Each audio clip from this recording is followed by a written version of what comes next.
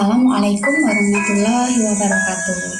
Bertemu lagi dengan Bu Lina, masih dalam pembelajaran jarak jauh. Kali ini kita sudah memasuki tema 3. Nah, kalian akan memakai buku kupas yang baru, yaitu buku tema 3. Untuk buku pertama, kita akan belajar tentang muatan bahasa Indonesia. Tetap semangat ya dalam mengikuti pembelajaran jarak jauh kita, karena memang masih seperti ini yang harus kita jalani. Sabar, tabah saja, pasti Allah tahu yang terbaik buat kita. Baik anak-anak, Bu Lina langsung mulai aja ya untuk pembelajaran kali ini. Bahasa Indonesia, tema 3, subtema 1 yang akan kita bahas mengenai wawancara. Nah, pengertian wawancara. Wawancara adalah kegiatan tanya jawab antara pewawancara dan narasumber yang dilakukan untuk memperoleh informasi secara rinci tentang suatu hal atau peristiwa. Dalam wawancara berarti ada dua, satu pewawancara, dua narasumber. Pewawancara adalah orang yang melakukan wawancara dengan menyebutkan pertanyaan-pertanyaan yang berkaitan dengan suatu peristiwa. Sementara narasumber adalah orang yang diwawancarai dan memberikan informasi sesuai dengan peristiwa yang terjadi, baik itu peristiwa yang telah berlalu, yang sedang terjadi, maupun prediksi-prediksi peristiwa yang akan terjadi. Sebelum melakukan wawancara, yang harus kalian perhatikan adalah tentukan topik wawancara. Topik wawancara ditentukan berdasarkan hal atau peristiwa yang ingin kamu ketahui. Topik wawancara bertujuan untuk memfokuskan pertanyaan yang akan diajukan. Yang kedua, buatlah daftar pertanyaan yang akan kamu ajukan saat wawancara. Yang ketiga, baru menentukan narasumber yang akan diwawancara.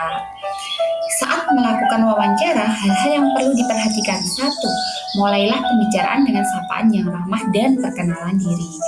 2. Ajukan pertanyaan dengan jelas dan menggunakan bahasa yang santun. 3. Catatlah jawaban yang dijelaskan oleh narasumber.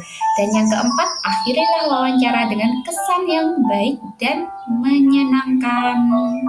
Selanjutnya, hal-hal yang perlu diperhatikan saat wawancara. Yang pertama, pertanyaan yang diajukan sebaiknya memakai kalimat yang efektif dan mudah dipahami. Yang harus diperhatikan kedua adalah penampilan dan sikap saat melakukan wawancara harus santun. Yang ketiga, jangan menyela saat narasumber memberikan penjelasan. Nah, ini adalah cara membuat pertanyaan wawancara. Pertanyaan yang diajukan saat wawancara bertujuan untuk menggali informasi secara rinci tentang suatu hal atau peristiwa. Pertanyaan wawancara dibuat seperti pertanyaan pada umumnya, yaitu menggunakan kalimat tanya. Nah, kita ingat kembali ya, apa itu macam-macam kalimat tanya. Nih, fungsi penggunaan beberapa kata tanya. Kata tanya yang pertama apa? Berfungsi untuk menanyakan hal atau peristiwa yang terjadi. Dapat digunakan untuk mengawali wawancara. Hal-hal yang bersifat umum. Contohnya ini, apa hewan yang Bapak pelihara? Yang kedua, berapa? Berfungsi untuk menanyakan jumlah. Contoh pertanyaannya, berapa banyak hewan peliharaan Bapak? Yang ketiga, siapa? Berfungsi untuk menanyakan pelaku atau orang yang terlibat dalam kejadian.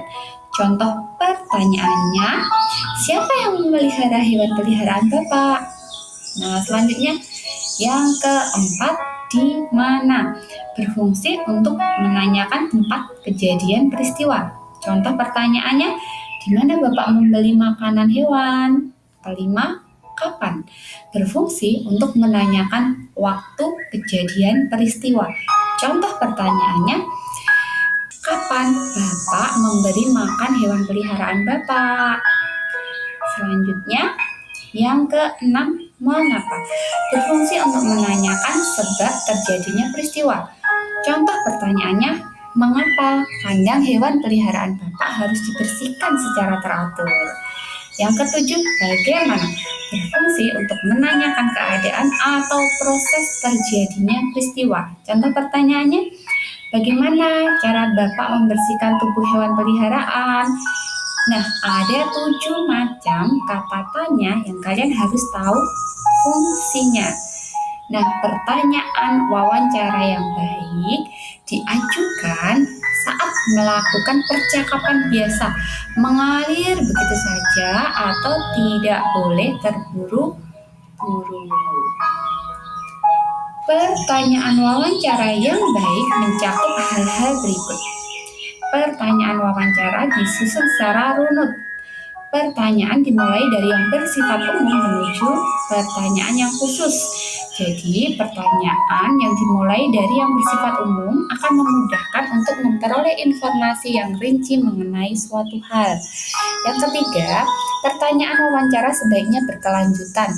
Hal ini berarti pertanyaan wawancara harus saling berkaitan dengan pertanyaan-pertanyaan sebelumnya.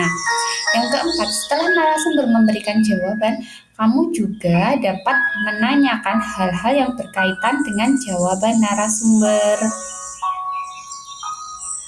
Nah, praktek wawancara bertujuan untuk memperoleh informasi tentang suatu hal yang belum kita ketahui. Ingat kembali materi tentang wawancara pada pembelajaran dulu-dulu waktu kalian masih di kelas 3.